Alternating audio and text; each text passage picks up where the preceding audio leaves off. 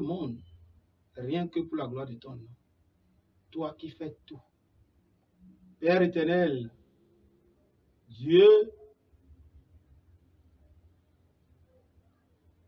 saint, Dieu puissant, Dieu de gloire, nous te disons infiniment merci ce soir pour cette opportunité que tu nous donnes encore pour cette émission.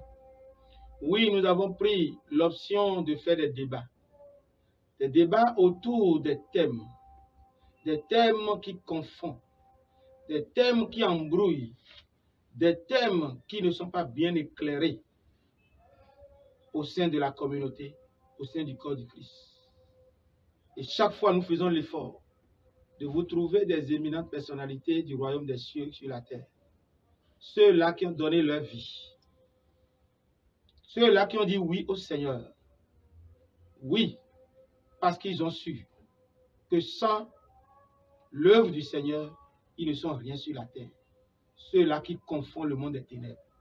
Ceux-là qui confondent les démons. Nous faisons l'effort de les sortir pour vous. Ceux-là que vous pensez toujours que ce sont des idoles, ils ne peuvent pas sortir. Ils sont dans leur coin. Nous les amenons ici pour vous montrer que c'est des gens très ouverts. C'est des gens serviables. Parce qu'ils sont des fils d'un Dieu admirable. Et ils sont également admirables. Ils sont des gens faciles à côtoyer. Ils ne sont pas des mythes. Ils ne sont pas des extraterrestres. Ils sont des hommes. Juste parce qu'ils ont dit oui. Oui à l'Éternel pour être la main de l'Éternel sur la terre. La bouche de l'Éternel sur la terre. Les yeux de l'Éternel sur la terre. L'arme de l'Éternel sur la terre. Je veux parler de mon révérend pasteur. Aujourd'hui, nous sommes encore là, comme d'habitude, chers téléspectateurs de Restauration Afrique TV, pour échanger avec vous sur un thème, la Pentecôte. La Pentecôte. Et tel que j'ai toujours l'habitude de dire, cette émission est hautement spirituelle. Cette émission, c'est pour vous. Cette émission, c'est la lumière dans vos maisons. Cette émission vient te donner l'espoir dans la prison dans laquelle tu vis actuellement. Cette émission vient te libérer du joug de la servitude. C'est pourquoi je reste câblé simplement pour recevoir avec moi mes chers invités. Et sans plus tarder, permettez-moi de dire bonjour et bienvenue à mes invités. Soyez les bienvenus. Merci. Merci beaucoup. Pasteur Kwatota, révérend pasteur Kwatota Séraphin, oui. Bonjour. Bonjour. Et prophète d'Apé Edmond Ramon, qu'on ne présente plus une fois encore, bonjour. Merci, chers téléspectateurs. Le décor est déjà planté. Nous sommes dans le studio, dans le grand studio de la télévision Restauration Afrique pour vous servir, votre humble serviteur à la technique Tchami Joseph et moi-même, l'animateur Gérard Viajo, qu'on ne présente plus sur cette télévision. Une fois encore, je dis merci et nous allons rentrer dans le vif du sujet en même temps. Chers téléspectateurs, aujourd'hui, sinon depuis hier ou depuis quelques jours, la fièvre de la Pentecôte a jailli dans presque toutes les églises. Et que ce soit église de toute dénomination, chacun a fêté cette fête-là à sa manière. Chacun a prêché cette fête à sa manière. Chacun a dit ce qu'il peut de cette fête. D'autres ont refusé, d'autres ont accepté. Chacun a dit ce que l'Esprit Saint lui a fait comprendre. Mais ce plateau aujourd'hui vous permettra de comprendre encore mieux. Et comme d'habitude, nous allons commencer par un verset biblique rapidement.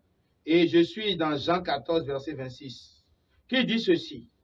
Mais le consolateur, l'Esprit Saint, que le Père enverra en mon nom, vous enseignera toutes choses et vous rappellera tout ce que je vous ai dit.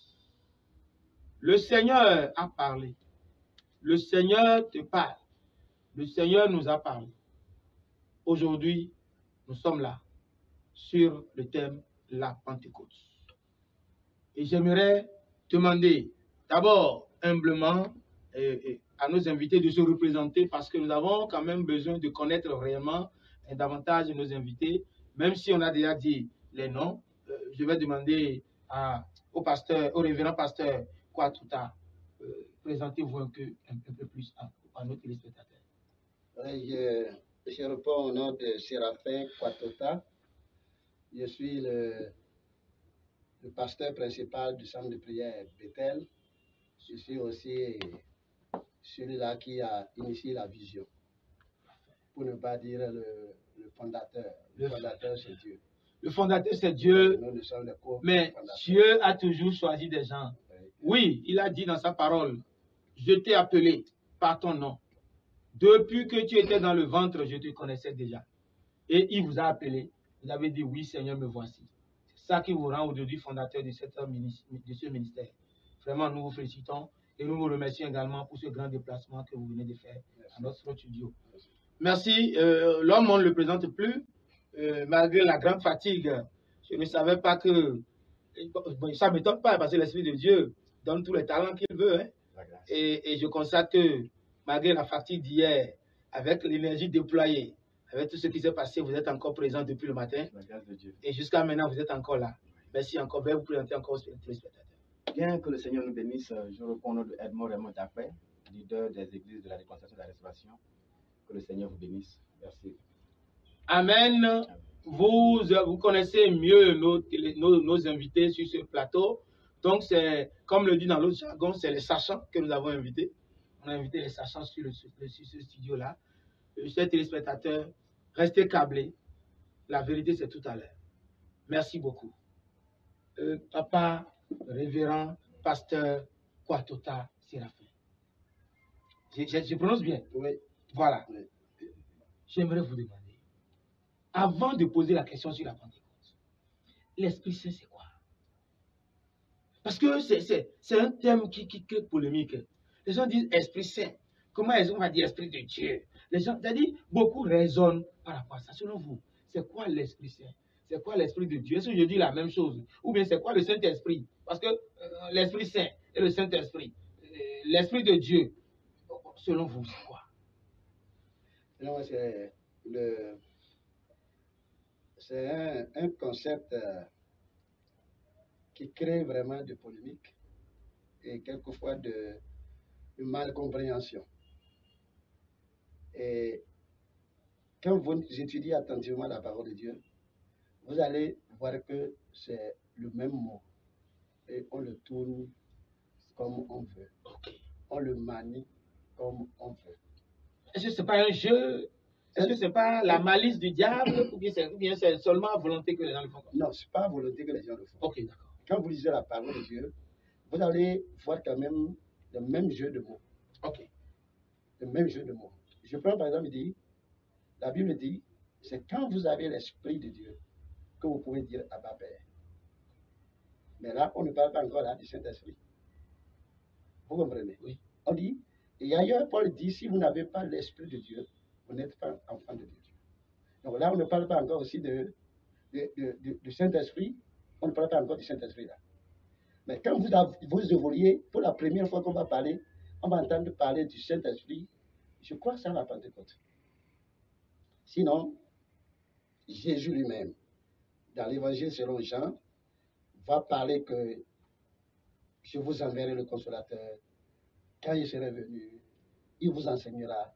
C'est des jeux de mots que la Bible elle-même a laissé pour que nous, les hommes, nous puissions mettre de l'ordre dans les esprits. Voilà comment moi je peux expliquer ça. Ça veut dire que face à la souveraineté de Dieu, l'homme a encore la latitude quand même d'intervenir dans certaines choses, c'est ça? Ou je n'ai pas compris? Non seulement l'homme a la latitude d'intervenir, la Bible elle-même s'explique. Amen. Pour ne pas donner la confusion, la Bible elle-même s'explique. La Bible elle-même s'explique. Prophète Dapé. Je reviens sur la même question. Hein? Selon vous, le Saint-Esprit, c'est quoi? Le Saint-Esprit, je répandrai mon esprit sur tout chair, vos fils et vos filles prophétiseront, a dit le prophète Joël dans Joël chapitre 2, verset 28. Il a dit, je répandrai mon esprit sur toute chair. Dans l'Ézéchiel aussi, Ézéchiel en parle, chapitre 36. Et je mettrai mon esprit en vous, et vous allez pratiquer mes ordonnances. Mais le jour où c'est accompli, Paul dit, que c'est la prophétie de Joël qui s'est accomplie. Elle a cité cette prophétie. Donc, quand on parle de l'Esprit de Dieu ou de l'Esprit Saint, je pense que c'est la même personne. Parce que c'est l'Esprit là qui a quitté l'homme dans le jardin et la relation entre Dieu et lui ont été brisées. Donc, c'est ce que Dieu est venu restaurer pour que la relation demeure permanente entre nous et lui pour la vie éternelle. Ça veut dire quoi? Ça veut dire que oui, donc donc c'est juste un jeu. Oui, je vais vous prendre au mot quelque part là. Ça veut dire que l'Esprit de Dieu, l'Esprit Saint existait depuis Adam. Oui. Ah, pasteur, dites-nous un peu par rapport à ça. L'Esprit Saint, parce que j'ai entendu le prophète dire que l'Esprit de Dieu aux études des eaux et consorts. Maintenant, finalement, l'Esprit a quitté, parce que Adam et Ève, la parole de Dieu a dit dans les autres, dans Genèse, pardon, qu'ils ont mangé le fruit de l'arbre de la connaissance du bien et du mal. Et le prophète dit maintenant qu'en mangeant cela, l'Esprit les a quittés et finalement, ils ont commencé par se cacher, ils ont commencé par réfléchir d'eux-mêmes jusqu'à ce qu'ils ont pensé qu'ils pouvaient se cacher à Dieu. Mais là, j'aimerais demander, ça veut dire que depuis Adam, depuis la création, l'Esprit existait. C'est pourquoi je disais tout à l'heure que la Bible s'explique. La Bible s'explique. Oui, si nous avons des patriarches comme vous, permettez quand même que nous vous utilisons pour que le peuple de Dieu comprenne encore mieux certaines choses. C'est déjà que je veux voilà, dire. Oui. À la création, nous voyons quelqu'un qui crée le monde. Et la Bible dit au commencement, Dieu créa les cieux sur la terre. Il dit que la terre était informe et vide. Et au même moment, on dit qu'il y avait l'esprit de Dieu qui se mouvait au-dessus des eaux. Et à partir de l'esprit de Dieu qui se mouvait, Dieu sort une parole. Pour dire, la première parole, il a trouvé que c'était ténébreux. Il dit que la lumière soit. La parole qui a créé est devenue aujourd'hui notre libérateur. Alléluia. C'est ça que Jean dit. Au commencement était la parole. La parole était avec Dieu. La parole était Dieu. Donc au commencement déjà, Jésus lui-même était la parole, il était avec Dieu. Et au commencement, l'esprit dont nous parlons ici était aussi au-dessus des eaux. Donc en collaboration avec le Créateur, avec le Fils, avec l'Esprit Saint, que nous avons tout ce que nous voyons, y compris nous-mêmes. Quand Dieu a voulu nous créer, il s'est parlé à lui-même. Il dit, formons l'homme à notre image.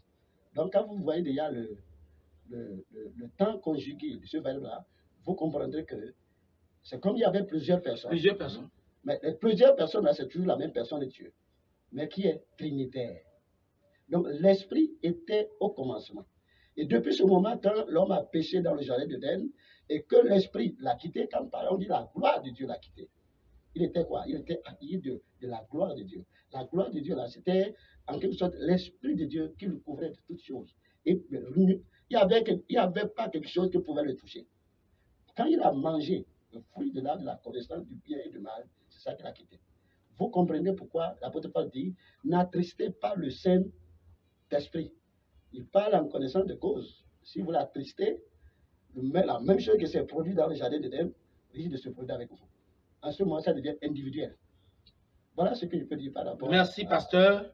Nous sommes en train d'évoluer dans cette émission et je crois que ceux qui nous écoutent actuellement, vous qui avez la possibilité de soutenir nos débats, n'hésitez pas à appeler les numéros de la télévision qui sont affichés en bas de vos écrans. Vous savez, nous avons la vocation de rendre le corps du Christ unique sur la terre. Le corps du Christ n'est pas dénominationnel. Le corps du Christ n'est pas plusieurs. Ce n'est pas plusieurs doctrines.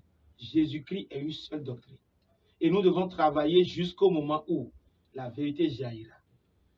Chers téléspectateurs, nous vous remercions pour votre attention. Chers annonceurs, nous vous remercions également pour votre attention par rapport à ce que nous faisons sur notre télévision Restauration Afrique. Nous allons évoluer un peu dans le débat. Nous venons de connaître le Saint-Esprit et je suis un peu sur ma soif par rapport à quelque chose. Vous savez, la parole de Dieu a dit dans Matthieu 3,11, moi, j'en parlais, j'en dis, moi, je vous baptise d'eau pour vous amener à la repentance. Mais celui qui vient après moi est plus puissant que moi. Et je ne suis pas digne de porter ses souliers. Lui, il vous baptisera du Saint-Esprit et du feu. Et la question que je voudrais poser, chers invités, Jean est en train de montrer que Jésus est venu baptiser les hommes du Saint-Esprit et du feu. Mais est-ce que c'est à son arrivée, d'accord? Est-ce que c'est à son arrivée, quand il est venu, il a commencé son ministère, qu'il a fait ce baptême, ou ce baptême est fait après son départ, où il a dit, je vous laisse sur le consolateur? À quel moment ce baptême-là est fait dans la vie des chrétiens? Aujourd'hui. Oui. Oui. Je vais commencer je voudrais d'abord même, avant de venir là, pour que nous puissions éclairer quelque chose. Éclairer parce qu'on a dit, on a commencé à dire que depuis l'origine du jardin d'Éden, l'Esprit de Dieu était là. Oui. Après le péché de l'homme, comment ça a évolué? Oui. Vous comprenez? Il faut qu'on fasse quand même l'historique. On va y venir. On va y venir. On va y venir. Ok. Donc, il dit, moi je vous baptise d'eau, mais celui qui vient, celui-là, il est puissant, il est plus que moi. Il a même dit qu'il ne suis pas digne de lui enlever ses souliers. Oui. Lui, il vous baptisera du Saint-Esprit et du feu. Donc ce n'est pas quand ce dernier est venu que ce baptême est là. Ce baptême était là. Et ce baptême a été même prophétisé. Ce baptême, beaucoup de prophètes l'ont annoncé. Oui, prophète d'après. La même question vous est revenue. Parce qu'on veut venir à un niveau donné et vous allez quand même nous éclairer les auditeurs, les téléspectateurs pour nous. Mais selon vous, par rapport à ce verset, par rapport à cette déclaration de Jean-Baptiste, oui. Jean a dit que lui va baptiser de l'eau, oui, mais que Jésus viendra baptiser du Saint-Esprit. Oui. Le Saint-Esprit était déjà là, mais le baptême n'a pas encore été fait. C'est Jésus même a promis que ça va s'accomplir. Et ça s'est accompli après son départ. Donc, ça m'amène alors à vous demander, est-ce à dire que depuis que Adam a perdu le Saint-Esprit, toutes les générations, dans la manifestation de la puissance de Dieu, l'Esprit Saint était où? L'Esprit Saint était là. La Bible nous dit même qu'au commencement, chapitre 1 de Genèse, que l'Esprit de Dieu se mouvait au-dessus des eaux. Oui. Dieu, avec l'Esprit, ont opéré ensemble pour créer tout ce qui a existé. Maintenant, malgré que l'homme s'est séparé de Dieu par sa désobéissance, Dieu se choisit toujours des personnes qu'il utilise dans le temps. Et il permettait, avec l'Esprit de Dieu les saisissait et les utilisait pour un temps et se retirer. Donc, mais il n'était pas permanemment en eux. Donc, si nous comprenons votre explication, l'Esprit de Dieu, lorsque le péché d'Adam est venu, l'Esprit de Dieu a changé de forme d'action. Il ne réside plus dans l'homme. Donc, il ne résidait plus dans l'homme. Non. Il vient le saisir. Et il vient le saisir, il l'utilise et se retire. C'est ce qui s'est passé. Révérend pasteur, oui, aidez-nous un peu. Si vous confirmez que c'est vrai, tout ce que le prophète a dit par rapport à ça, est-ce que vous confirmez? Pour que les téléspectateurs qui nous suivent puissent comprendre réellement ce qui se passe, ce qui s'est passé. Oui. Ce qui s'est passé, oui. Si on confirme, cela on peut dire oui. Ceux qui nous écoutent, les téléspectateurs, ne pourront pas comprendre. Oui, donc évoluer un peu. Il est question. Depuis le péché d'Adam, la gloire de Dieu est partie du jardin, l'homme a été chassé. Et depuis ce temps, l'esprit évolue, mais de façon sourdine. Nous le voyons avec Abel. L'esprit de Dieu était avec lui. Nous le voyons avec la marche d'Enoch. L'esprit de Dieu était avec lui. Nous le voyons même avec Noé. L'Esprit de Dieu était avec lui. Et il a traversé les eaux du déluge. Après les eaux du déluge, nous voyons l'appel d'Abraham. L'Esprit de Dieu aussi avec lui. Nous voyons son fils, Isaac. L'Esprit de Dieu avec lui. Nous voyons Jacob. Je vais dire, oui, Jacob, Israël. l'Esprit a écrit. Nous voyons son fils Joseph. Là, nous voyons une dimension encore plus élevée de l'Esprit. Il est vendu, il allait en Égypte. Vous voyez un jeune homme de 17 ans qui s'est jeté, qu'on l'a jeté. Mais il ne s'est pas confondu avec le péché. Qu'est-ce qui a travaillé là? L'Esprit de Dieu. Qu'est-ce qui l'a permis d'interpréter les anges? L'Esprit de Dieu.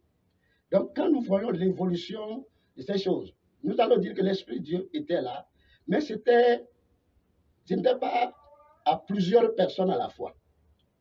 Dans une génération, on peut voir une personne. Dans une génération, on peut voir une personne.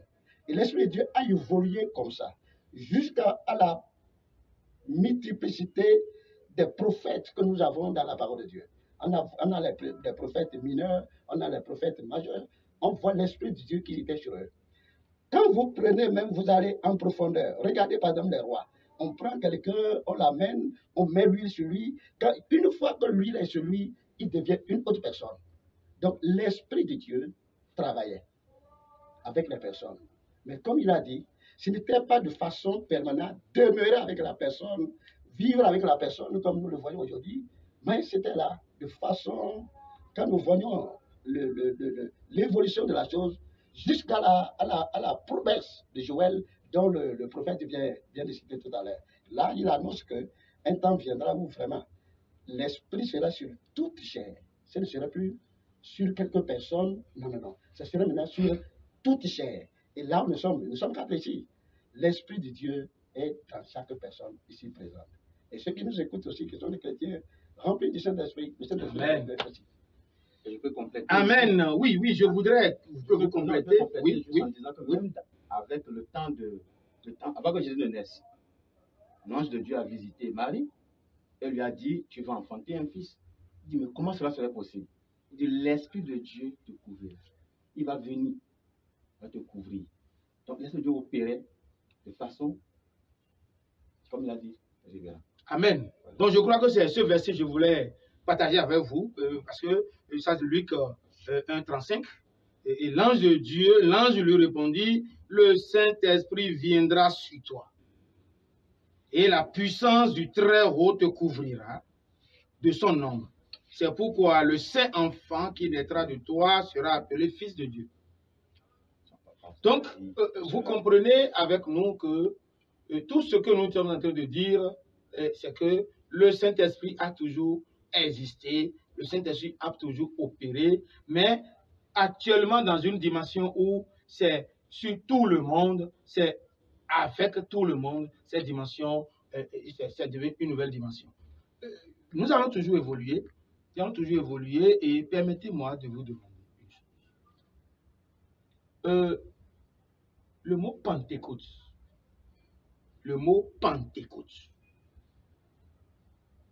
est-il biblique? Le mot Pentecôte, oui. On ne va pas le lire dans l'Ancien Testament comme Pentecôte. Mais dans le Nouveau Testament, c'est bien précisé, le jour de la Pentecôte, ils étaient ensemble. Ça veut dire que le mot est biblique. Même avant qu'on ne puisse le dire dans le Nouveau Testament, le mot était déjà mentionné dans l'Ancien Testament. Mais qui veut dire quoi? 50 jours. C'est tout ce que ça veut dire. Pentecôte veut dire 50. Pentecôte veut dire 50. Oui. Mais la question, pourquoi on a posé la question? Le Saint-Esprit est venu sur les disciples, tel que nous l'avons dit, est répandu sur les disciples à la Pentecôte. Le jour de la Pentecôte. Mais aujourd'hui, qu'est-ce que nous constatons? Les gens fêtent la Pentecôte. D'accord? Et on dit que la Pentecôte, c'est la fête du Saint-Esprit. Voyez un peu. Éclairez un peu la communauté, prophète d'Abbé. Éclairez un peu la communauté par rapport à ça. En fait, la Pentecôte, c'est le 50e jour après la Pâque qui se célébrait. Mais 50 jours après la Pâque, c'était pour l'Israël, c'était la fête des moissons. Dans Exode chapitre 34, nous pouvons lire Exode 34, le verset 22. Il est écrit, quand le Seigneur avait donné les instructions à Moïse, Moïse donnait aussi, quand il était en train de parler de la table d'alliance prophète d'Israël, il a dit le verset 22 de Exode 34, verset 22. Il dit, tu célébreras la fête des semaines, des prémices de la moisson, du froment, de la fête de la récolte à la fin de l'année. Et cela se fêtait 7 semaines après la Pâque. 7 semaines après la Pâque. Et quand on comptait les 7 semaines,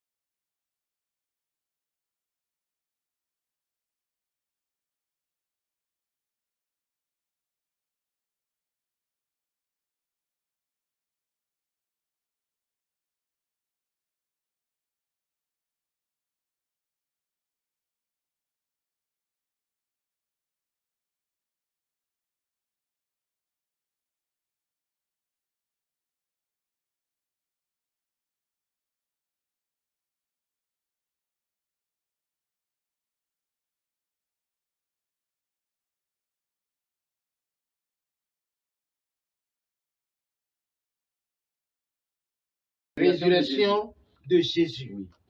50e jour. Maintenant, la fête de la Pentecôte est appelée la fête Du du Saint-Esprit. Bon, en réalité, c'est nous qui faisons cet amalgame. Le Saint-Esprit est venu pendant une fête qui est la fête des moissons. Et si on va tenir compte de la Pentecôte, selon le sens, c'est retenu comme ça aujourd'hui. Pentecôte, 50e jour. Donc, quand c'est venu 50e jour, on maintient que c'est à ce jour-là qu'il y a que le Saint-Esprit est arrivé. On célèbre ça. C'est tout. Je crois que les téléspectateurs certainement sont sur le soir. Nous célébrons simplement ça parce que c'est venu à ce nombre de jours-là. Nous avons dit, je vous reviens aussi encore une fois, vous avez dit tout à l'heure dans votre explication, ça fait 50e jour après la résurrection du Christ. Le Christ est-il ressuscité hier là? Hier par exemple? Non, attendez, hier c'était la Pentecôte. 50 jours avant, est-ce que c'est le jour où le Christ est ressuscité? Non. Ok. Mais on compte les 50 jours toujours. C'est une commémoration. Donc, on choisit le jour où on veut, on commémore. Aujourd'hui, la le Christ est Pentecôte, ressuscité. c'est permanent. Ce n'est plus un jour précis en réalité. Ah, ce n'est plus un jour précis. Non. Je reviens au... Le Saint-Esprit est avec nous permanemment. Je reviens. Au révérend pasteur. La question demeure. Nous sommes ici pour éclairer le peuple. Et le prophète d'après, en évoluant encore, ouvre une autre brèche de notre inquiétude, de notre débat, et qui montre que la Pentecôte n'est plus une journée spéciale de 5 mai ou 5 juin, ou l'année prochaine ça peut être le 10 mai, ou l'autre ça peut être en avril, ou l'autre ça peut balancer. Au rythme de quoi, nous ne savons pas, mais qu'il dit que la Pentecôte c'est au quotidien. Bon, je vous reviens pour vous demander, la Pentecôte, pourquoi les gens disent, ou bien le chrétien, est-ce que ce n'est pas les gens qui disent le problème? C'est ce que la Bible nous enseigne que nous allons faire. Pourquoi la Pentecôte est-elle aujourd'hui la fête du Saint-Esprit et on dit c'est le jour, on est en train de fêter le Saint-Esprit ce jour-là? Ok, pour que nous puissions évoluer dans ce débat et mieux comprendre les choses, il faut que nous puissions comprendre d'abord que la fête de la Pentecôte était d'abord une image dans l'Ancien Testament. C'est ce que nous devons d'abord comprendre, que c'était une image de quelque chose. Nous partons pour voir que Israël, qui est délivré de l'Égypte, traversant la mer Rouge, vient au Sinaï. C'est là que Dieu donne des lois et des ordonnances. Oui. après avoir adopté d'abord Israël. Israël est devenu maintenant le peuple de Dieu. Et Dieu sait qu'Israël peut maintenant respecter ce que Dieu va lui dire. C'est à ce moment où on donne les lois, on donne les ordonnances. Et dans les ordonnances, il dit à Moïse, il y aura 7 fêtes en Israël. Et les 7 fêtes sont une image de ce que nous vivons aujourd'hui. La fête de la Pâque qu'on a commencé en Égypte, avant leur libération, était une image de quelque chose. De la mort et de la résurrection de notre Seigneur Jésus-Christ. Le lendemain de la fête de la Pâque, on voit même dans la fête des prémices, où on apportait les germes, on les agitait devant le peuple, devant l'Éternel. Vous lisez ça dans Lévitique, le chapitre 23, le verset 10, vous allez voir comment les fêtes sont alliées. Et la troisième fête, qui venait tout juste, c'était la Pentecôte. La Pentecôte, comme nous l'avons dit, ça veut dire 50 jours après la Pâque. Vous comprenez? Oui, je suis. Et la fête de la prémisse, Jésus lui-même dit qu'il est la prémisse de la résurrection. Donc, si nous comprenons déjà qu'il est les prémices de la résurrection, quand la prémisse a été agitée devant l'Éternel, on attend encore 49 jours de marche. Ça veut dire que le peuple repart pour récolter la récolte. Et le 50e jour, on finit la récolte, on revient maintenant pour remercier Dieu du fait que Dieu les a donné une abondante saison de récolte. Mais la question qui m'est venue rapidement. Je vais y revenir pour que les gens puissent comprendre. Parce que sinon, comme on l'a dit, si nous cachons la chose, oui, il ne va pas nous suivre. En expliquant, vous nous inspirez encore, on va mettre même en de sortie de notre carnaval, mais c'est bien quand même. Oui, c'est pour que les gens puissent nous suivre et comprendre ce que ça veut dire. Maintenant, le 50e jour, regardez, Jésus qui est ressuscité, le premier jour de la semaine, va évoluer pendant 40 jours. Il va expliquer la parole, donne des dernières ordonnances, des derniers réglages, et le 40e jour, il va au ciel. Et puis il dit aux autres, repartez, restez à la chambre haute. Vous allez recevoir. C'est quand vous allez recevoir que vous serez efficace. Et le 50e jour, le Saint-Esprit est descendu. Maintenant que le Saint-Esprit est descendu, nous n'allons pas dire c'est la fête de l'Esprit de Dieu. Si quelqu'un disait qu'il n'a pas en erreur, si quelqu'un dit aussi que c'est Pentecôte, ce n'est pas en erreur, mais ce que nous allons comprendre, qu'est-ce qui se trouve, la substance qui se trouve dedans, c'est quoi? C'était le jour de la grande moisson des arbres. Et à partir de là, on commence à commémorer le jour de la première grande moisson des arbres. Et si vous comprenez là, Amen. Il y a une question importante qui vient de me venir à la tête. Je n'avais pas prévu ça, mais c'est l'explication que vous donnez qui m'amène à ça. Et certainement, les spectateurs sont en train de nous regarder et ils sont en train de se poser certainement cette question. La question est celle-ci. Pourquoi les apôtres étaient obligés d'être le jour de la fête, de la moisson, la fête des 50, le 50e jour, c'était la fête du peuple, pas la fête des choisis, pas la fête des apôtres, parce que eux, on les a mis à part. On les a mis à part dans une chambre haute et tout s'est passé là. Et c'est ce qui s'est passé là qui a répandu dans la nation. Et pourquoi aujourd'hui, le peuple de Dieu veut se conformer à la fête du monde qui est une fête de la moisson de tout le monde? Ils étaient à part. Mais pourquoi? Est-ce que ce n'est pas pour nous dire, vous êtes un peuple à part de cette fête, puisque vous n'étiez pas dans la fête? Prophète Dagouin. Il n'était pas dans la fête. Il n'était pas dans la fête, puisqu'il était retiré pour prier. Ils étaient retirés pour prier. Donc, il n'était pas dans la fête. En ce moment, quand Jésus est parti, oui, eux, ils étaient d'abord dans une peur. Évidemment. Parce que leur maître est parti. Vu tout ce que le maître a démontré jusqu'à quitter, eux-mêmes d'abord avaient peur. Oui. Donc, ils n'ont plus cette liberté de se promener partout. Et le maître leur dit, allez, attendez la promesse. Ça veut dire quoi? N'allez pas fêter cette fête-là avec eux, mais restez dans ce coin-là pour moi, parce qu'il y a quelque chose. Non, mais est-ce que ils ont suivi l'ordre, la recommandation de leur maître? Prophète, attendez la promesse. Je vous reviens là. Est-ce que celui qui quittait la chambre haute là, en ce moment-là, pour se retrouver dans le monde, pouvait avoir ce baptême qui s'est posé? Tout est possible avec le Seigneur. Non, mais est-ce que c'était ça? Ce n'était pas ça. Puisque ceux qui étaient dans la chambre haute qui ont reçu cette grâce. Et ma question, est-ce que ce n'était pas une question de les mettre à part, hors de cette vision du monde de la fête des moissons? Pour qu'ils puissent recevoir cela. Oui. Est-ce que c'est Dieu pas est souverain, peut-être. Papa? Je pourrais dire oui. Oui, Oui. je voudrais. Moi, je pense que la question est très simple. Hein. Oui. Et il suffit seulement d'analyser des choses Oui. avec les Saintes Écritures. Je pose la question. C'est nous qui posons les questions ici. Oui, je me pose moi-même la question. Ok, d'accord, amen. Pourquoi Dieu même a choisi le jour de la Pentecôte? Oui. Voilà. Ça, c'est ma première question. Oui. À moi. Je peux répondre. La deuxième question. Pourquoi c'est à Jérusalem, il les a dit d'aller, tout en sachant qu'à Jérusalem, là, il y aura du bruit. Du bruit le jour. Il y aura de l'alcool que les gens vont boire. Oui. Il y aura tout. Il y aura de la dépravation. Il y aura de la débauche. Mais il a dit, allez là-bas. Restez là jusqu'au jour où vous allez recevoir. Et c'est le jour de la Pentecôte qu'ils ont reçu. Et quand ils ont reçu, ce que vous êtes en train de dire, que je vais relever l'équivalent, quand ils ont reçu là, le bruit est parti partout. Même les soûlards ont entendu. Oui. Et les soûlards ont dit qu'ils sont ivres. Oui. Donc on les a assimilés aux soûlards également. Parce qu'ils ont bu. Et quand nous comprenons, la Bible dit qu'ils sont venus nombreux pour voir ce qui se passe. C'était un grand spectacle. Toujours l'Esprit de Dieu, là où l'Esprit de Dieu descend, il doit avoir du spectacle.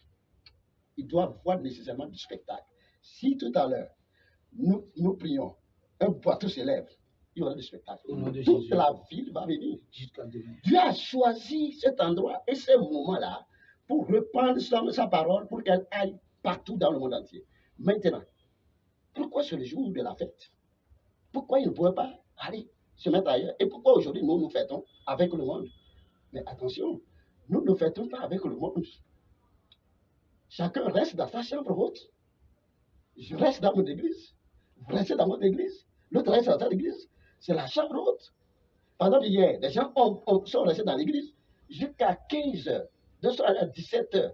Donc, ils ne se sont pas mis à la fête. Donc, nous ne pouvons pas dire aujourd'hui que nous sommes mêlés au monde. Non, chacun est dans sa chambre haute et chacun invoque Dieu dans sa chambre haute et chacun reçoit encore le renouvellement de l'esprit dans sa chambre haute. Oui, vous savez, la vérité, il faut toujours creuser, fouiller pour que la vérité jaillisse. Notre objectif, je l'ai toujours dit, c'est de tout faire pour que l'Esprit de Dieu se manifeste à travers la révélation de la vérité. Et nous sommes encore là à cet exercice aujourd'hui. Chaque fois que nous sommes dans cet exercice, c'est compliqué, mais on fait avec. On est obligé de poser des questions pointues au révérend. On est obligé de faire sortir le révérend de son gond. Tout ça, c'est le travail. On en a besoin. Et c'est une vérité. Oui.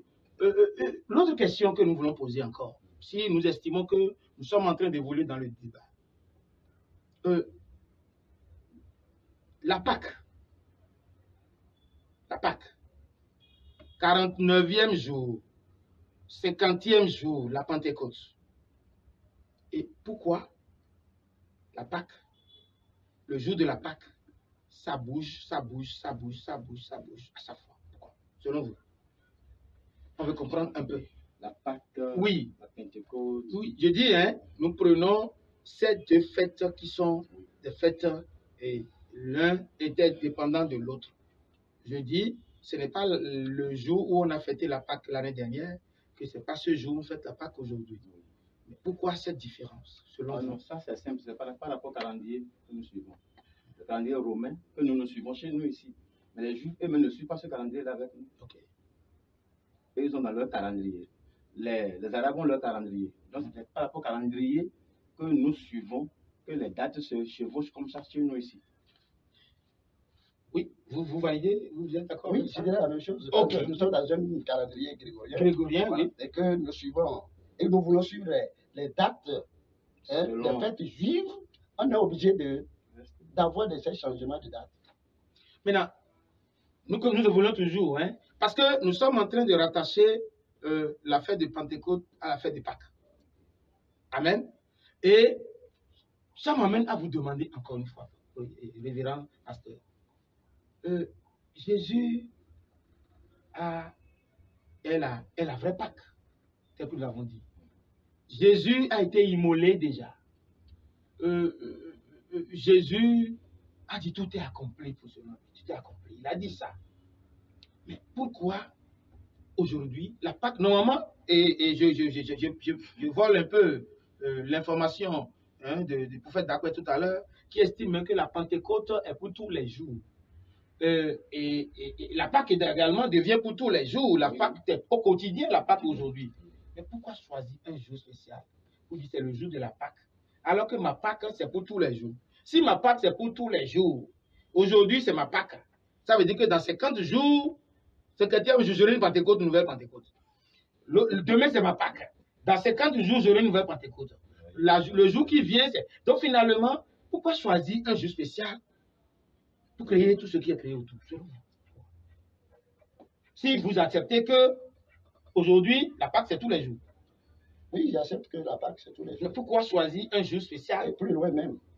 Oui. Toutes les fois qu'un païen est converti, c'est la Pâque. C'est encore la Pâque. Oui, c'est encore la Pâque. Amen. On fête, et dans le ciel, les anges fêtent. Très bien. C'est encore la Pâque. Maintenant, pourquoi choisir un jour? Un jour. Nous n'avons pas choisi. C'était l'image des choses. Et Dieu lui-même a fixé ça. Et quand c'est devenu réel, ça a commencé un jour, nous commmémorons la chose. Ce n'est pas que nous sommes en train de créer une nouvelle Pâque. Non. Nous sommes dans la commémoration de la chose. On dit que la chose a été faite tel jour. C'est comme nous fêtons notre anniversaire. Je suis né un jour. Je suis né un jour. Oui, et chaque année, je vais commémorer ça. Je suis né un jour. Je ne suis plus enfant, je suis déjà grand. Mais je veux rappeler à ma génération et même les générations à venir qu'à telle date, je suis né. C'est la même chose avec les fêtes. Mais ma question est claire. Oui. Mon anniversaire, c'est un jour donné, un mois donné et une année donnée. Oui. Et chaque année, je renouvelle. Je renouvelle, je peux fêter un anniversaire. Je rends grâce. Pour dire oui, Seigneur, je te remercie pour cette nouvelle année. Oui, je suis d'accord avec. Voilà. Mais ici, l'anniversaire, je ne fête pas ça tous les jours. Évidemment. Maintenant, ici, la Pentecôte, la Pâque pour moi, c'est au quotidien. Le chrétien aujourd'hui, sa Pâque, c'est tous les jours. Maintenant, pourquoi choisir un jour spécial et dire que ça fait 50 jours où Jésus est allé au ciel, est ressuscité, tout ça là, tout ce que nous sommes en train de dire? Pourquoi? Alors que aujourd'hui, c'est un jour. Aujourd'hui, c'est encore une Pâque pour moi. Oui. Et aussi, aujourd'hui, une Pâque pour moi, je dis, dans 50 jours, j'aurai une nouvelle moisson, une journée de moisson à fêter. Et pourquoi c'est cette période-là qui a été choisie? Okay. Et c'est un jour, on choisit, et on commémore ce jour-là, et on laisse les autres jours. Quelle est la particularité de ce jour par rapport aux autres jours? C'est facile à répondre. Selon moi, c'est facile à répondre. Je prends toujours l'exemple, je suis né un jour. L'année prochaine, je fais un an. On fête. Pourquoi on fête? Parce que je suis né, tous les jours, je vis. Oui. Je ne fête pas tous les jours. Non, je fête tous les jours. Du fait que je respire. Oui. C'est déjà Est-ce qu'on fête encore ceux qui sont morts? Chaque jour, je meurs, je nais. Chaque jour, je montre l'évolution de la chose. C'est même chose. C'est même chose avec la fête de la Pentecôte, la fête de la Pâque. Nous commémorons et nous montrons que la chose a eu lieu tel moment. Mais ce que nous vivons au quotidien là, a commencé tel jour. C'est simplement ça. C'est simple que ça. Prophète d'accord, opinez sur ça pour nous, pour nous. Je pense que si nous allons rester dans la réalité de notre intelligence que nous avons, cette saison que nous choisissons pour dire on va commémorer ne devait plus exister. Normalement.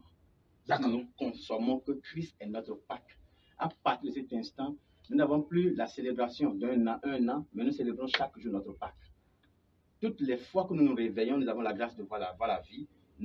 Chaque matin quand on se réveille, nous rendons grâce à Dieu. Tout le monde sait que, Dieu merci, je me suis encore réveillé aujourd'hui. C'est-à-dire une célébration, c'est une commémoration de dire, parce que dormir c'est mourir. Et on se réveille avec une nouvelle vie. Et on avance, on le célèbre. Mais on arrive à un moment du monde, aujourd'hui, je vais mieux célébrer qu'avant.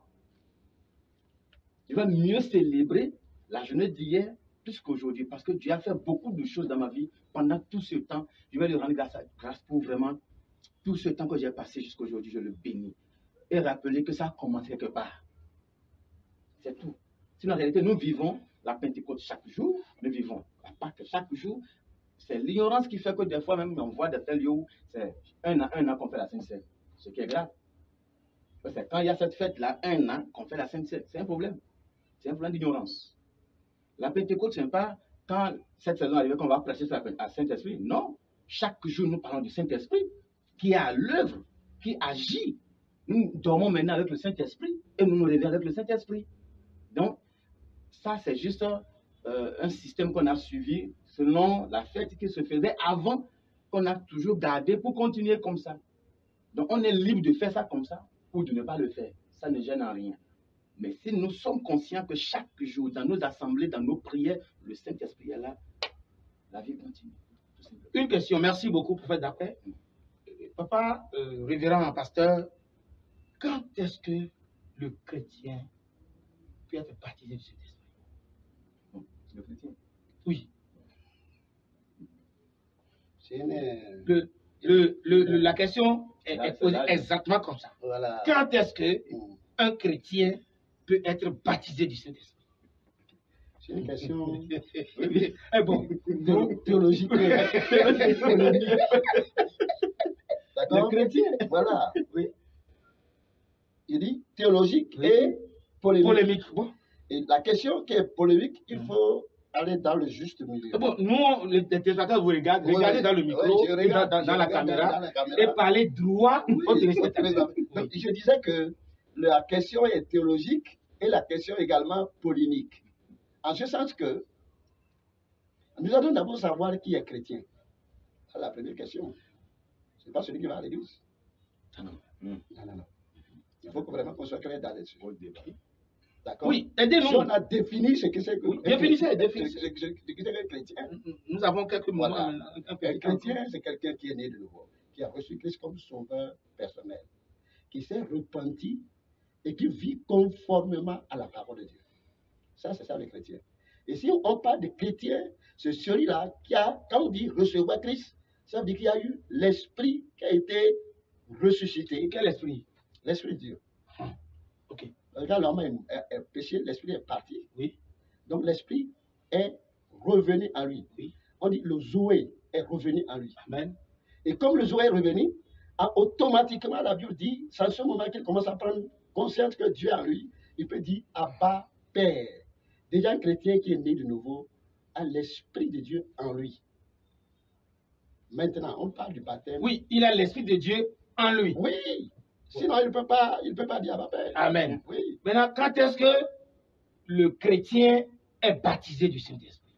Nous revenons au prophète Joël. Oui. Qui dit, après cela, après quoi?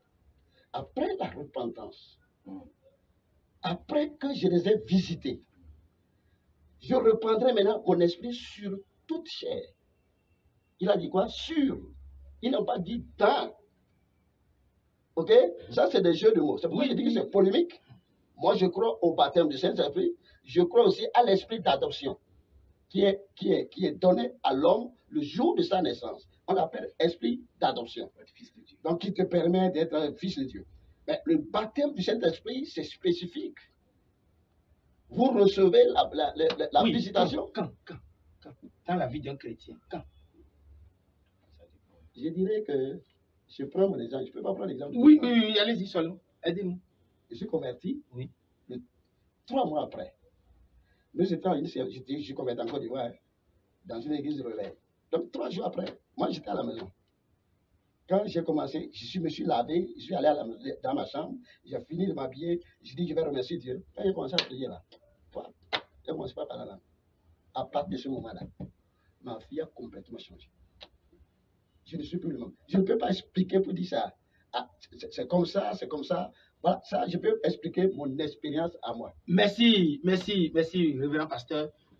Prophète d'après, la même question vous est posée. Vous regardez dans la caméra et vous allez dire à nos téléspectateurs, quand est-ce que le chrétien est baptisé du Saint-Esprit? D'abord, comme le révérend l'a dit déjà, le chrétien n'est pas celui-là qui va à l'église. Le chrétien, c'est celui-là qui a Christ comme Seigneur Sauveur de sa vie, qui vit conformément aux Écritures.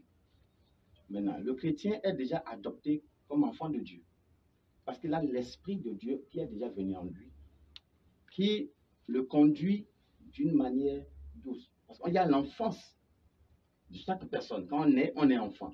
On grandit. Les disciples étaient avec Jésus. Ce sont ces disciples, on les appelle les disciples de Jésus, les apôtres de Jésus. Mais Jésus leur promet encore qu'ils vont recevoir, ils vont recevoir une puissance quand le Saint-Esprit descend. Donc, il n'y a pas un temps précisé pour chacun. Ça dépend du plan de Dieu pour chaque personne. Mais nous ne fait pas dire que lorsqu'on n'a pas expérimenté ce que nous appelons le baptême d'esprit, on peut aller au ciel. On a l'esprit de Dieu en nous, le jour de notre naissance. Oui, la question est un peu la réponse que vous nous donnez. Selon nous, est-ce que les téléspectateurs comprennent, Voilà. ils voient l'enjeu, nous sommes en face de la vérité actuellement. Et je voudrais reprendre encore la même question. Je vais monnayer un peu la question. Je suis né de nouveau. Okay. J'ai reçu le baptême d'eau. Baptême d'eau. Et j'ai reçu le baptême d'eau et je fais, comme le dit d'habitude, je fais tout ce que je dois faire autour de moi. Je paye ma dîme, je fais des œuvres dans l'église, je fais tout ce que je dois faire. Je vais les dimanches, je vais le mercredi, le mardi, je fais tout.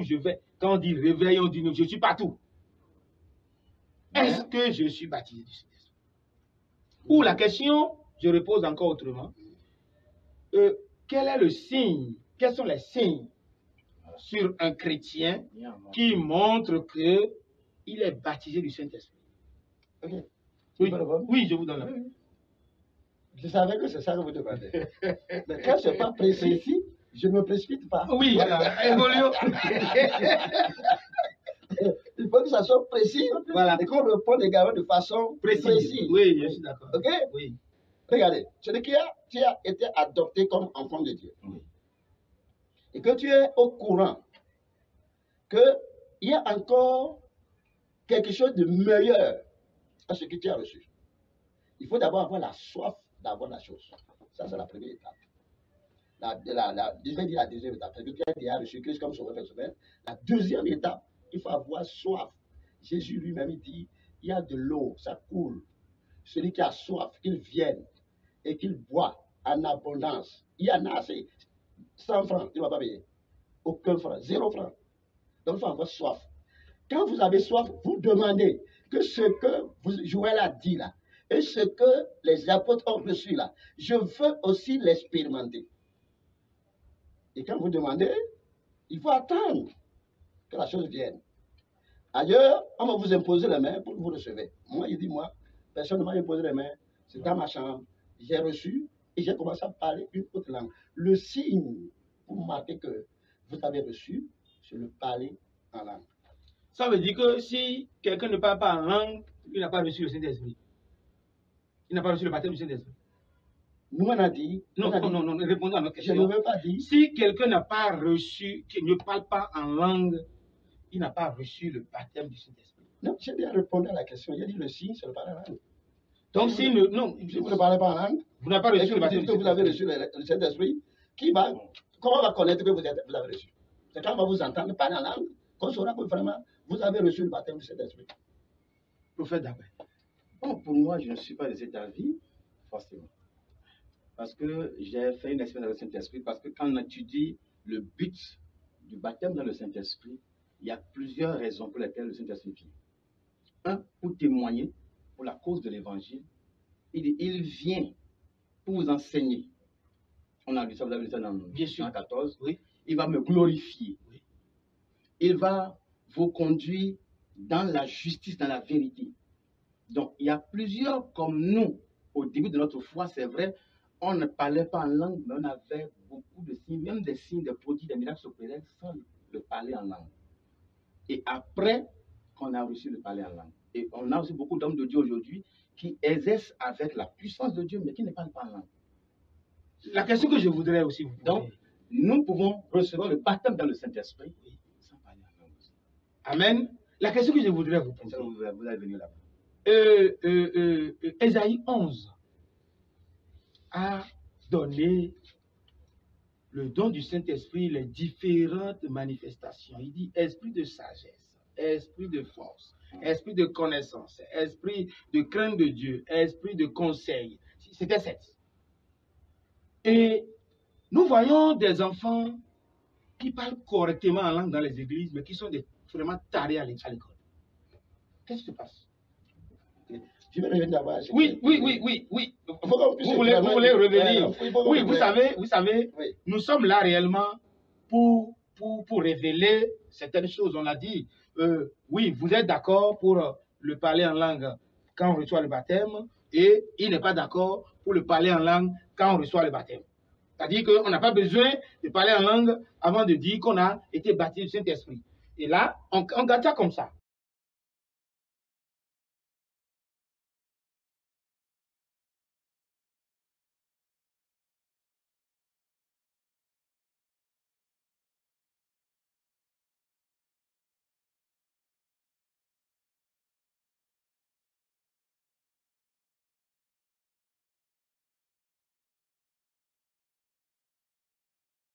Mais bon, mais dans Isaïe, il y a 7. Il y a 7 dans Isaïe. Quand on va dans le Nouveau Testament, il y a plus. Il y a plus.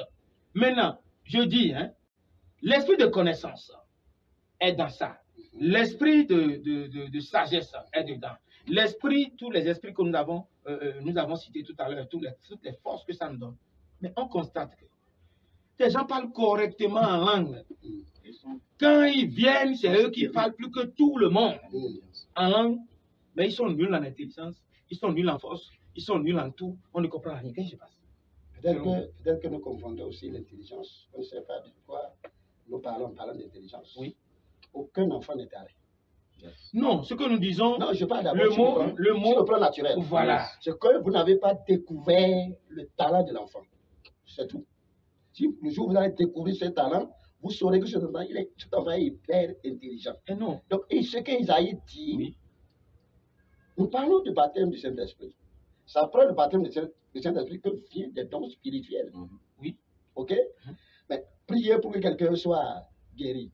Prier pour qu'il y ait un miracle. On n'a pas besoin d'être baptisé du Saint-Esprit pour faire ça. La Bible dit, voici les signes qui accompagneront ceux qui auront cru. Oui. Quand vous croyez, vous faites ça. Maintenant, le baptême du Saint-Esprit, c'est pour vous galvaniser dans le travail. Oui, ma question, vous avez contourné la question. Excusez-moi, papa. Oui. La question est simple. Quelqu'un qui a reçu le Saint-Esprit a reçu les différents dons que nous sommes en train de dire. Oui. Ou bien, oui. Et s'il a ces dons-là, quand on dit c'est le don, et qu'on ne sent pas dans la manifestation de la personne ces dons-là, est-ce qu'il a vraiment été baptisé? Puisque lorsque les anciens et les apôtres ont reçu le Saint-Esprit, la parole de Dieu a dit quoi? La peur a quitté leur vie. Et ceux qui ne prêchaient pas, ils ont commencé par prêcher. Oui. Ils parlaient en langue et tout le monde comprend dans sa langue. Encore qu'aujourd'hui, le parler en langue d'aujourd'hui, on va venir là pour finir le débat. Le parler en langue d'aujourd'hui, personne ne comprend ce que l'autre dit. Et là, on ne comprend rien. On va venir là tout à l'heure, vous allez nous éclairer. Vous voyez un peu? Donc, mais pourquoi eux, ils reçoivent le baptême du Saint-Esprit et on ne voit pas ce zèle en eux? C'est la question que je pose simplement. Et ça, c'est sur beaucoup de chrétiens. C'est sur beaucoup de chrétiens. C'est dommage. Je vais ajouter même plus d'autres n'ont reçu et ils pêchent encore. Oui. OK? Même quand nous retournons à l'église primitive, tous n'ont pas exercé le même don. Tous n'ont pas eu la même intelligence. Donc, de la même manière que l'église primitive a évolué, c'est la même manière qu'on évolue aujourd'hui. Ce qu'on peut déplorer, c'est d'avoir quelqu'un qui dit qu'il est rempli du Saint-Esprit, qui parle la langue, mais qu'on le voit encore dans les choses que même le monde ne peut pas. Merci, révérend pasteur. Oui. Selon vous, qu'est-ce qui se passe? Qu'est-ce qui fait ce déséquilibre? Parlant de la grâce que l'Esprit de Dieu apporte dans la vie des humains, c'est un enfant de... Quand on parle de l'intelligence, d'abord, il y a nature. Nous naissons tous intelligents. Ça dépend de l'éducation, du milieu, de tout ce qui peut développer cette intelligence en nous. Je disais même tout à l'heure, je disais à un frère, je dis, parce qu'on te fait un sujet, je lui dis, mais vous savez, les chrétiens sont devenus, ils ne sont plus intelligents parce qu'ils parlent tout en langue. Parce qu'on pense que le Saint-Esprit va tout faire à notre place. On pense que Dieu fera tout à notre place et on ne réfléchit plus. Or, l'intelligence se développe, on l'utilise, c'est un don, c'est une capacité en nous que Dieu nous donne. Mais on doit réfléchir, l'utiliser pour que ça puisse grandir. Qu'est-ce qui fait qu'ils ne réfléchissent plus? Et parce qu'on pense que Dieu va tout faire. Mais les autres, c'était spontané. L'Esprit est venu de façon spontanée, parce que la question que je vais poser après, est-ce que ce n'est pas finalement un autre esprit que les gens partagent et on parle la langue avec, on dit que c'est l'esprit de Jésus. Parce que les autres, c'est spontané que ça vient. Quand c'est venu sur eux automatiquement, ils ont commencé par agir. On dit la... Voilà, citer les Écritures, on dit la crainte a disparu. On dit que, ça dit, il n'avait plus... Il y avait une transformation. Transformation automatique. Mais pourquoi l'Esprit de Dieu aujourd'hui qui descend sur les gens n'est pas une transformation automatique? Et on ne comprend plus. Ça descend sur les gens. Ça ne transforme pas leur vie. On n'a pas vu. Je parle à la place des téléspectateurs. Moi, je suis un animateur. Oui. Et je me positionne au niveau des téléspectateurs pour les éclairer. Oui. Voilà. Ça, c'est tout à fait normal. Merci, oui. Oui, non, je viens, papa. Oui. Il y a... on est en train de finir. Jésus, avant de rappeler cela à ses disciples, il a beaucoup enseigné. Ils ont reçu des enseignements de sa part. Il les a préparés à vivre avec cette nouvelle grâce. Aujourd'hui, on n'enseigne plus l'Église par rapport à ça. Donc, c'est la responsabilité des leaders ecclésiastiques d'enseigner le peuple sur la personne du Saint-Esprit. Donc, c'est la responsabilité des papas. C'est notre responsabilité. Ok. Merci, chers téléspectateurs, vous êtes en train de nous suivre. Vous êtes en train de nous suivre, sur cette émission. Nous faisons tout pour vous mettre à l'aise dans vos maisons. Nous faisons tout pour vous montrer que ce que vous cherchez, Dieu a déjà envoyé ça à des hommes. Il peut vous enseigner. Cessez de bavarder. L'ennemi est en train de mettre de n'importe quoi dans le monde pour vous. Les pasteurs sont ci, ils sont ça, ils sont ci, ils sont ça. Frère, toi qui nous écoutes, sœur, toi qui nous écoutes, rapproche-toi de ton leader. Pose-lui des questions sensibles pour comprendre la vérité biblique. Et c'est ça ce qui va t'affranchir. Nous sommes en train de travailler pour l'affranchissement de l'Afrique. Et l'affranchissement de l'Afrique ne peut pas passer sans l'affranchissement de chaque Africain. Et aujourd'hui, nous sommes encore là. Et nous continuons dans ce débat. Et je vais poser, on va faire le dernier tour de table pour finir ce débat, papa. D'abord, nous vous remercions. Hein, c'est pas le moment de vous remercier, mais on vous remercie quand même parce que vous êtes restés. Une dernière question. Il est vrai, hein, bien sûr, sauf si c'était des choses, on est obligé de clôturer. Hein, une dernière question pour ce soir. Le parler en langue. Aujourd'hui, on a des écoles de parler en langue où on apprend comment parler en langue. Et on rédige des phrases et on prend. Et les mêmes personnes répètent les mêmes choses à la fois. C'est-à-dire que, comme j'ai entendu mon pasteur dire ribababa là, moi-même je commence pas à ribaba, mais je commence à baririri. Et finalement, on ne comprend plus rien. Alors que la parole de Dieu a dit. Et je ne sais pas, je me rappelle plus trop, c'est Paul ou bien qui enseignait, qui dit, mais s'il n'y a pas d'interprète de parler en langue, il ne faut pas que quelqu'un parle en langue. Je ne sais pas si j'ai mal lu cette partie-là. Oui. Il faut que le parler en langue, que les gens reçoivent le don du parler en langue, il faut que d'autres reçoivent le don de l'interprétation pour que ce que nous sommes en train de dire soit bien dit et soit bien compris. Première chose, on a dit aussi que quand tu parles en langue, tu parles avec Dieu, toi-même. Mais ce que tu dis t'édifie. Mais il faut que nous travaillions pour édifier aussi les autres. Ça veut dire quoi? Si je parle seul en langue, ça veut dire que j'ai dit, c'est mon problème seul. Je ne sais pas si j'interprète mal. Je sais, certainement vous avez lu cette partie-là. Nous, on n'est pas trop... Vous avez lu tout ça là. Aidez-nous un peu. Qu'est-ce qui se passe? Le parler en langue. Est-ce que, dès que ça se fait là, c'est ça qui doit être fait? Est-ce qu'il peut y avoir une école de parler en langue? Et comment ça se fait? Oui. Une école de parler en langue. Là, nous sommes complètement à la dérive.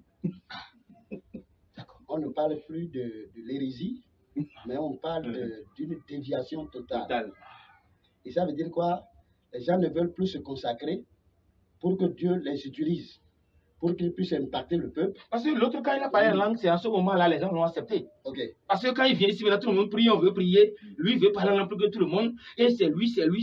Finalement, on sent même qu'il n'est pas en esprit. Hein. On sent même que ce qu'il dit là, il dit ça seulement. C'est ça que je suis en train de découvrir. Oui. En réalité, même dans une église, un leader bien averti, qui suit le mouvement de l'esprit, vous faites le baptême du Saint-Esprit, soyez sûr que le diable est là pour donner une langue. C'est à vous d'avoir le discernement. Le diable? Ouais, il est toujours là. Pour donner une langue. Une langue à quelqu'un. Hein? Oui. Donc tous ceux qui parlent en langue. Tous ceux qui parlent en langue Ne parle pas avec l'esprit de Jésus. Non, non, non. Ça, il faut qu'on soit. Donc, Satan aussi baptise les gens avant. Comment? Vous parlez quoi de pas expérience? Allez avec les baribales, les femmes qui parlent français, ils n'ont jamais été à l'école. Mais quand vous êtes dans le baptême du Saint-Esprit, c'est un moment sérieux. Il faut le discernement de l'Esprit de Dieu, savoir où l'Esprit de Dieu est en train de travailler, où le diable est en train de travailler, et vous dites taisez-vous, et il se taise. Vous prenez votre autorité, la personne se tait. Et qui prie pour avoir le baptême. On ne doit pas confondre les choses. Ce n'est pas parce qu'on a dit par la langue, toute personne qui dit baba, il parle la langue. Non, non, il faut qu'on refuse ça. Je suis d'accord par rapport à ça. Merci, papa. Oui, prophète, je ne sais pas, hein. Prophétiquement parlant, tel que je vous attaque souvent, prophétiquement parlant, il faut nous aider. Parler en langue. Oui. Il n'y a pas une école de parler en langue. Ça, c'est de bêtises, c'est n'importe quoi. Si ça vient de Dieu, nous, si c'est le français, on va apprendre. Si c'est nos langues, il y a des écoles, on peut aller apprendre. Même le fond fait le noir, non. Voilà. Mais ce qui vient de l'esprit, c'est l'esprit qui t'apprend ça. Ce n'est pas un homme. Ou qu'on va dire, non, diba. Donc, le pasteur connaît l'affaire. J'ai vu des trucs comme ça. Diba. Mais non. Je pense que là, ça vient tout simplement de l'Esprit de Dieu. Si c'est Dieu même qui t'inspire, qui t'accorde la chose, ça vient tout facilement. Papa vient de dire aussi que Satan libère les esprits de parler en langue. Ça veut dire que le diable se dirige en ange de lumière. Donc, il exerce dans tous les domaines. Il limite aussi Dieu. Merci beaucoup, chers téléspectateurs. Nous ne pouvons pas continuer ce débat parce que nous avons déjà trop épuisé nos hommes de Dieu qui sont au milieu de nous, qui ont laissé des choses encore plus importantes.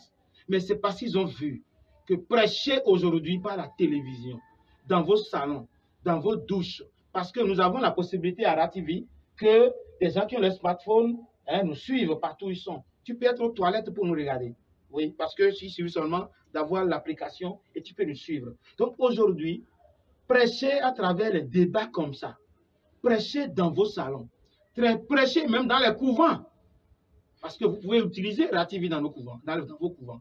Oui, parce que si vous connaissez la vérité, ça va vous affranchir. Si vous connaissez la vérité de Jésus-Christ, vous n'allez plus jamais dire que ça a été importé. Jésus-Christ n'a pas été importé de quelque part. Jésus-Christ, c'est pour l'Afrique. Jésus-Christ est pour l'Afrique. La foi en Jésus, c'est pour les Africains. Il ne faut pas que tu laisses ce qui t'appartient, mon frère. Aujourd'hui, nous avons parlé de la Pentecôte. Nous avons décortiqué un peu. Nous n'avons pas la prétention d'avoir tout dit. Nous savons que vous avez beaucoup de questions. Si vous avez des préoccupations particulières, si vous avez des initiatives de débat, écrivez-nous par WhatsApp simplement sur les numéros qui sont en bas de vos écrans. Nous sommes prêts à vous prendre de n'importe où. Nous pouvons même vous demander dans n'importe quel pays où vous êtes. Nous pouvons vous faire des débats de là-bas pour que vous puissiez aider ce monde à ce que la parole de Dieu soit répandue. Celui qui a créé le ciel et la terre, le maître de l'univers, c'est le Dieu d'Abraham. Et nous devons tout faire que le dernier du monde entier reconnaisse le Dieu d'Abraham comme le Dieu qui a créé l'univers, le ciel et la terre. Nous sommes en train de finir comme ça. Soyez bénis dans vos maisons, que le Saint-Esprit prenne contrôle de toutes vos maisons et que le Saint-Esprit soit répandu dans vos cœurs, soit répandu dans vos activités.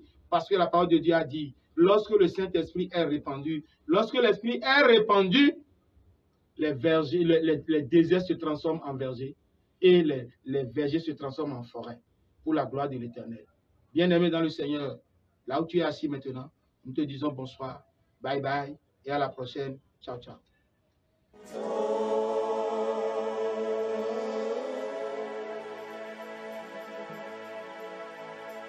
We bless you, Jesus.